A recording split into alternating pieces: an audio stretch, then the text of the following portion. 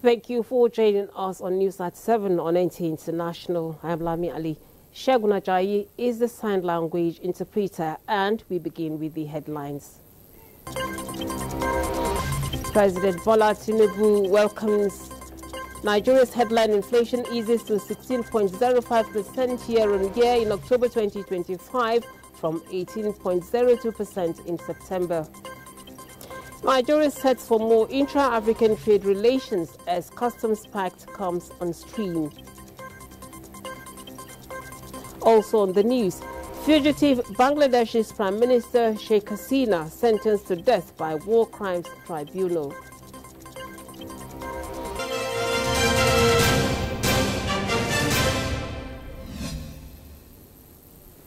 Now we begin from the State House, where President Bola Tinubu has affirmed that various reforms targeted at strengthening the economy and relevant institutions will secure the future for Nigerian youths and empower them with skills that will make them globally competitive. The president, who received the Duke of Edinburgh, Prince Edward, at the State House this Monday, noted that youths remain central to the repositioning of the economy, and their ownership of the key reforms will lead Nigeria into a great future. He acknowledges youth development as the central focus of the G20 summit coming up later this week. He said Nigeria is strengthening the economy for the sake of youths. President Tinubu added that his reforms are about growth and prosperity for the nation, which takes into full consideration demography and skills development. He cited the Education Loan Fund instituted by his administration, which ensures that no youth drops out of education pursuit because of financial challenge. President Tinubu noted that the reform spans various sectors of the economy with a larger vision of promoting harmony among all stakeholders and ensuring long-term synergy to meet targets. Prince Edward, as chairman of the Duke of Edinburgh's International Award Foundation, was in Abuja to brief the president about the international award that is scheduled to take place in Lagos. Nigeria's Minister of Youth Development, Ayodele Olawande, speaks on the benefits of the event.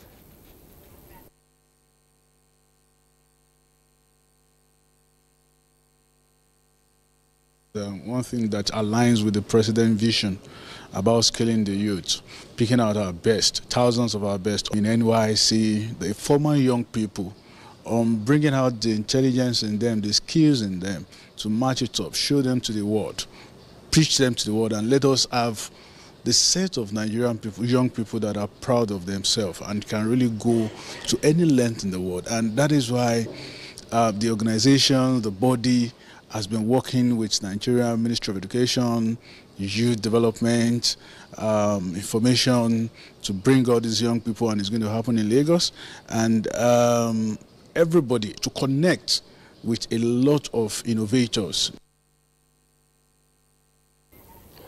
President Bola Tinubu has declared his administration's resolve to provide the institutional and material support that will enable Nigerian courts perform their duties with dignity, confidence and efficiency. The president believes such support is necessary to renew Nigeria's hope in the judiciary. It was at the opening session of the 2025 All Nigeria Judges Conference organized by the National Judicial Institute in Abuja. State House correspondent Muspa Al-Wahab reports. The chief of the executives and president of a nation in the midst of men and women of the bench, regarded as the pillar of rule of law and democracy. They are here hoping to reinforce a confident judiciary once again. But these are days when the common man is apparently nursing doubt in his supposed last hope. There are public concerns about delays in the dispensation, integrity, and access to justice. President Bola Tinubu recognizes the judiciary for standing firm as the stabilizing force of national life, but equally acknowledges the growing unfavorable perception of the public on the judiciary. No amount of reform can succeed if integrity is compromised. Justice must never be for sale. The bench must never become a sanctuary for compromise. Corruption in any form or any arm of government weakens the nation, but corruption in judiciary destroys it to the core. When justice is compromised, governance loses its integrity and democracy loses its foundation. And now that the members of the bench seek to strengthen their confidence, President Bola Tinubu offers his administration support towards improving their working and living conditions for a much better administration of justice that will in turn earn public trust and confidence. The executive, the legislature, and the judiciary must remain united by purpose, even when separated by function. My administration believes that a judiciary that is strong in capacity, efficient in process, and uncompromising in integrity is not merely desirable, it is indispensable to the survival of our democracy and prosperity of our nation. We cannot build a just society without a fearless and functional judiciary. In this period, we have resolved to provide institutional and material support that will enable our courts to perform their duties with dignity, confidence, and efficiency. Chief Justice of Nigeria, Kudirat Kekereekun, equally recognizes the challenges confronting the judiciary and believes the discourse here will contribute to the ongoing reform in the sector. We must be the example we seek to inspire. The robe we wear must never be a cloak for impropriety, but a symbol of incorruptible honor. With collective will, renewed commitment, and divine guidance, we shall succeed in restoring the dignity of our noble profession. As the judges of the superior courts in Nigeria brainstorm here, President Tinubu expects transformative resolutions that will ensure Nigeria's judiciary continues to stand as the conscience of a nation and guardian of its democracy. In Abuja, Musbah and Wahab, NTA News. Now, the criminal justice system in Nigeria needs serious overhauling to meet the aspirations of the people. Stakeholders in the sector made their advocacy as the ongoing 7th Annual Criminal Law Review Conference of the Rule of Law Development Foundation in Abuja. Dele Atumbi of our Judiciary Desk reports. The criminal justice system determines a lot of things in a country. A country where criminal justice system is predictable and upholds the rule of law attracts foreign direct investment. Participants are of the view that the criminal justice system earnestly needs the correctional institutions, sane and secure space for the teeming masses to enjoy the benefits of the social contract existing between the people and the state. The development is to put in check persons who are prone to distort the peace, order and sanity of the same society. As a matter of necessity, the Foundation routinely considers the state of the existing laws governing the powers and functions of all relevant criminal justice institutions, such as the Nigerian police and all law enforcement agencies operating in Nigeria. When you go there, you will see a visible difference. And I can tell you, thousands are being trained as we speak within the little resources. Participants at the week-long conference are equally of the view that the government and the governed should make sacrifices for the stability of the society.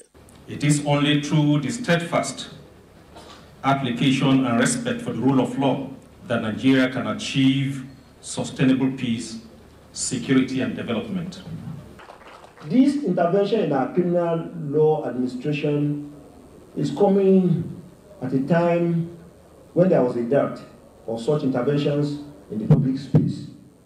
Therefore, the Rule of Law Foundation has created a niche that is quite unique to it as a non-governmental organization intervening in public space when there is absence of such intellectual interventions. The conference is with the team funding justice in Nigeria, quantifying and assessing the criminal justice sector budget and its impact on the administration of justice in Nigeria.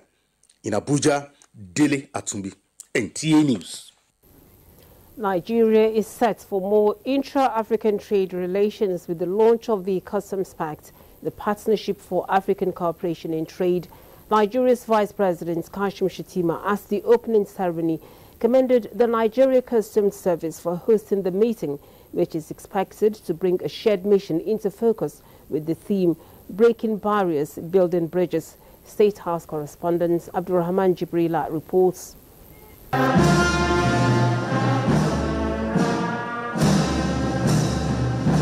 More than 400 participants from 28 African countries and other stakeholders here attending this customs partnership for African cooperation in trade, capturing a commitment to removing obstacles, strengthening cooperation, and expanding channels for legitimate trade across Africa. In the first half of 2025, Nigeria's trade with other African countries reached an all-time high of 4.82 trillion, which is an increase of more than 600 billion naira compared with the previous year.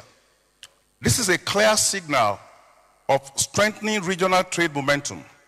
Within West Africa specifically, Nigeria's export to ECOWAS countries have climbed significantly, reflecting our growing role as a hub for intra-continental trade and value chain. And it's for this reason that the WCO is here standing with you. To support the future state that very much relies on the ability to manage volumes of trade, access to markets, and predictability for businesses. Things that customs manages every day at borders in every corner of the globe. It's clear demonstration of our collective political will and also decisive action that Africa has taken to rid itself of the vestiges of colonialism.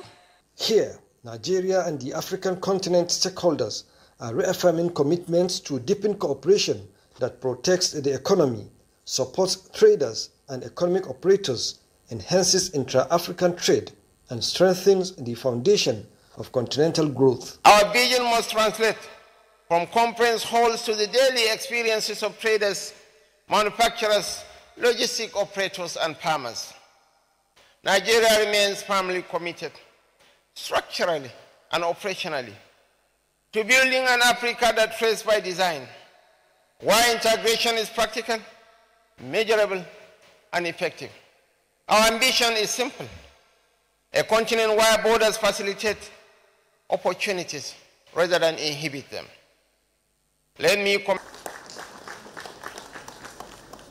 Nigeria, being the host, has pledged enhanced strategic engagements to continue building bridges that secures a more connected and prosperous African future. From the State House, Brahman Jibrila, NTA News. And Nigeria's headline inflation has continued its downward trend, easing to 16.05% in October 2025 from 18.02% in September 2025. Muplang Dakok reports that this decline marks the 7th straight month. Latest data from the National Bureau of Statistics shows that headline inflation fell by 1.96% to 16.05% in October 2025. On a year-on-year basis, the October inflation rate stands at 17.82%, lower than 33.88% recorded in October 2024. However, on a month-on-month basis, inflation rose slightly to 0.93%, up by 0.21% from 0.72% recorded in September. Food inflation also showed relief, with the average annual rate dropping to 13.12% in October, 26.04% lower than the rate recorded in October 2024.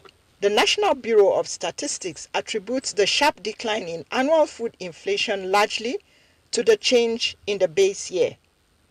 Muplang Dakok, NTA News. You're watching the news on NTA International, reaching you from our studios in Abuja. Time to take a break. The International Federation of Red Cross and Red Crescent Societies has launched a continent-wide initiative titled Africa Zero Hunger, aimed at eradicating chronic hunger and malnutrition across Africa. Nigeria is one of the key beneficiaries of the campaign, which targets 5.4 million malnourished children nationwide. Musa Baba Aliu reports. A United Nations report revealed that global hunger has been rising steadily in recent years. The latest figures show that 673 million people worldwide are hungry, while around 2.3 billion people are experiencing moderate or severe food insecurity. In Africa, more than 282 million people, 1 in every 5 on the continent, are undernourished. Sub-Saharan Africa alone accounts for nearly 1/3 of the global burden of food insecurity. These alarming trends have spurred an ambitious initiative aimed at tackling hunger and malnutrition across the African continent. The campaign directly supports the United Nations Sustainable Development Goal 2, Zero Hunger. We are not just unveiling a campaign, we are amplifying a movement. We are not just launching a hashtag, we are mobilizing a nation. We are not here to pity hunger, we are here to end it. In Nigeria, the initiative has introduced low-cost mothers club that have significantly reduced child malnutrition by promoting exclusive breastfeeding, local food processing, and women-led village saving schemes. Mothers organize themselves into clubs to pool resources, share knowledge, and support vulnerable households. Through this initiative, parents are supported and educated on how to prepare nutritious meals using locally available ingredients to treat and prevent malnutrition in their children. Musa Baba Aliyu, NTA News. The federal government expresses deep concern and solidarity with the families of the female students abducted from Government Girls Secondary School Maga in Danko, Wasagu local government area of Kebbi State. We share in their pain and are firmly committed to bringing the girls home safely, the federal government says. President Bola Ahmed Tinubu has reiterated that protecting every Nigerian, especially school children, remains a solemn responsibility of the state. The government condemns the reprehensible attack on innocent students and the killings of school officials who were carrying out their noble duty. He said security and intelligence agencies have been issued clear directives to locate, rescue and safely return the students and to ensure that the perpetrators face justice. A Bangladeshi war crimes tribunal has sentenced ousted Prime Minister Sheikh Hasina to death, concluding a month-long trial that found her guilty of orchestrating a violent crackdown on a student-led uprising last year. Glory Agbo reports. We have decided to inflict her with only one sentence, that is sentence of death. The International Crimes Tribunal in Dhaka delivered the ruling on Monday under tight security and in the absence of Sheikh Hasina, who reportedly fled to India in August 2024. The court found Hasina guilty on multiple counts, including crimes against humanity and the killing of several individuals during the students' uprising. The decision marks one of the most dramatic legal actions against the former Bangladesh leader in decades. The verdict comes just months ahead of parliamentary elections expected in early February, from which Hasina's League party has been barred. Observers fear the sentencing could fuel renewed unrest across the country. Sheikh Hasina, 78, defied court orders that she returned from India to attend her trial. According to courtroom reports, the announcement of the death sentence prompted cheering and clapping among some attendees.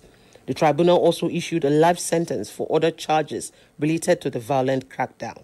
In Abuja, Glory Agbo, NTA News. Organizations, including public and private entities, have been urged to take corporate social responsibility seriously to create an inclusive society. The Executive Director, Center for Ethical Conduct Orientation and Empowerment, Dr. David Owa, spoke in Abuja at the distribution of school materials to children at the Durumi IDP camp.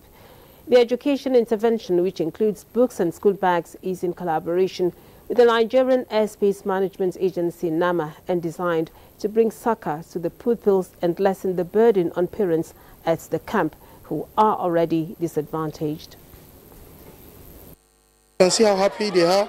They need this gesture, they need this support, they need all what we can to make them happy and to cater for their welfare. This is the only way we can bring them back and give them education. So for NAMA, this is impressive. We commend them and kudos to Engineer Ahmed Umar Farouk leadership. Interventions like this help us in a long way, meaning one, we don't have enough books for them.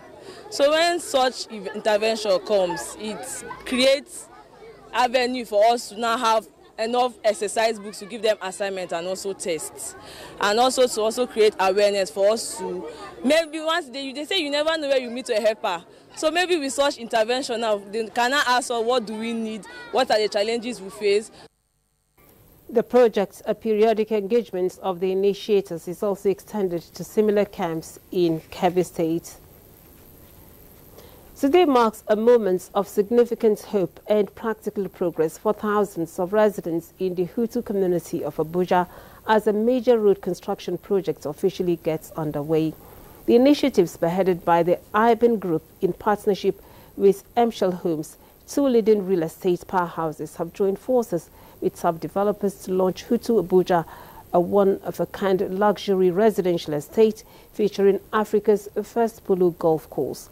Usman Zubairu has more.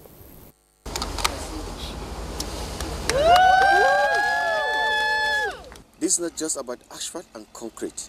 It is a critical project set to bridge a long-standing infrastructural gap in the Federal Capital Territory. The 30-kilometer Hutu Road project is to augment a world-class residential and leisure destination that will redefine Abuja's real estate and resource landscape. Strategically located along Airport Road, the estate spanning a massive 1,000 hectares is designed to integrate sustainability, luxury and social development, creating an environment that caters to individuals, families and investors. So when you do a proper infrastructure planning, you are not just creating a home, you are creating a community. Speaking at the event, MD Emshel Homes Barka Umaru emphasized that Hutu Prestige and Royal Estate is set to transform modern living by offering a blend of affordability, comfort and relaxation. He highlighted that the residential estate will be designed to be within the reach for many buyers, featuring Africa first polo golf course, recreational resorts, artificial lakes, sports center, amusement park and fitness center.